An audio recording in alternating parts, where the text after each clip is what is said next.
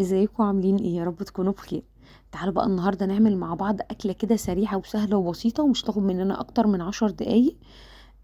بما اننا الجو حر واحنا في الصيف ومش قادرين نقعد في المطبخ مده طويله، فهنعمل النهارده اكله بالظبط 10 دقايق ربع ساعه مش اكتر من كده.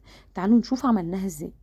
اول حاجه انا عندي حوالي نص كيلو لحمه مفرومه، عندي بصلايه وسط فرماها في الكبه ومصفيه الميه بتاعتها، عندي ملح وفلفل، نص معلقه صغيره قرفه، ال11 بهار بتاع كنور، نحط نص الكيس بتاعنا، نبدا نقلبه كويس جدا مع اللحمه. عندي بقى طبق ونبدا نشكل اللحمه بتاعتنا لكرات كده متوسطه نفس الحجم تقريبا كلها، وبعد ما نشكلها كلها نحطها في التلاجة ترتاح لمدة نص ساعة.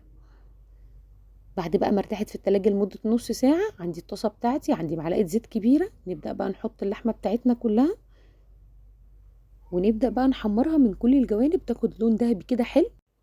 والأكلة دي يا جماعة مش محتاجة أكتر من شوية رز بشعرية وشوية سلطة وبس، مش أكتر من كده. الكفتة بقى بتاعتي بدأت خلاص تحمر كده من كل الجوانب وتاخد لون حلو قوي، نبدأ بقى نخرجها على طبق.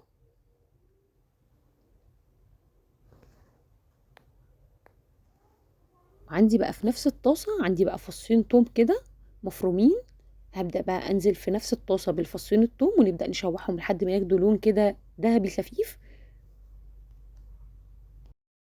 عندي بقى تقريبا كوباية ونص طماطم، رشة سكر، ملح وفلفل، ونفس التوابل اللي احنا حطيناها، بقية الكيس بتاع ال11 بهار وسنة القرفة اللي هي نص معلقة صغيرة قرفة.